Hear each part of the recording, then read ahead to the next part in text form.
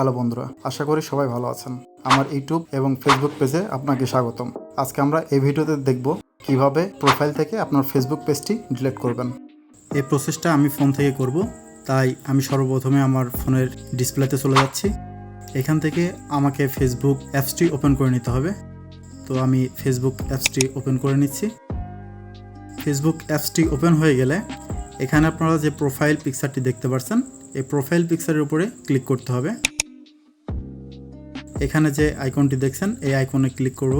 এই আইকনে ক্লিক করলে এই প্রোফাইলের মাধ্যমে যতগুলো পেজ আপনার ক্রিয়েট করা আছে সবগুলো পেজ এখানে দেখাবে।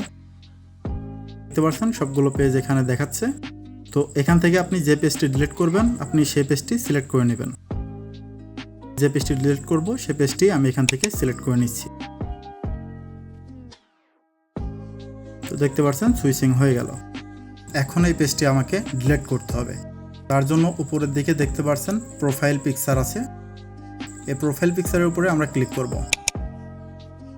এখান থেকে আমরা একটু নিচের দিকে যাব। এখান থেকে আমাদেরকে সেটিং অপশনটি খুঁজতে হবে। এই যে দেখতে পাচ্ছেন সেটিং অ্যান্ড প্রাইভেসি অপশন আছে, এখানে ক্লিক করব। এরপরে আমাদের সেটিং অপশন আসবে, আমরা সেটিং অপশনটিতে ক্লিক করব। এরপরে আমরা একটু নিচের দিকে যাব।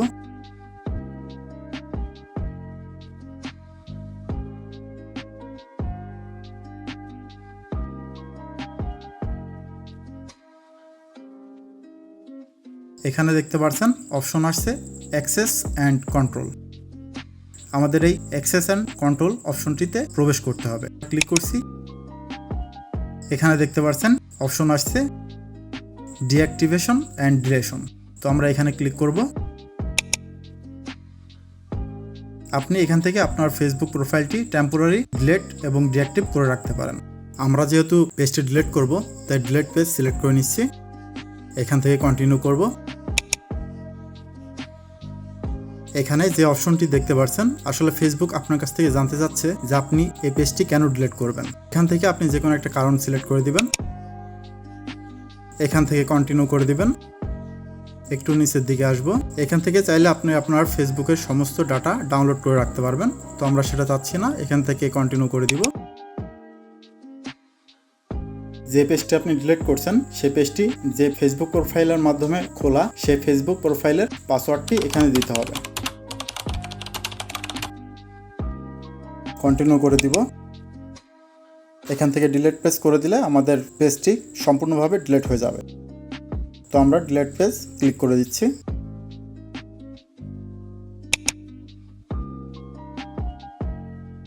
বন্ধুরা দেখতে পাচ্ছেন আমাদের ফেসবুক প্রোফাইলে ফিরে আনলো, এর মানে আমাদের পেজটি ডিলিট হয়ে গেছে। এখন যদি আমরা চেক করি যে আমাদের পেজটি ডিলিট হয়েছে কিনা, আমি আপনাদের চেক করে দেখাই। দেখতে পাচ্ছেন এখানে আমাদের সেই পেজটি আর দেখাচ্ছে না, তার মানে আমাদের পেজটি ডিলিট হয়ে গেছে।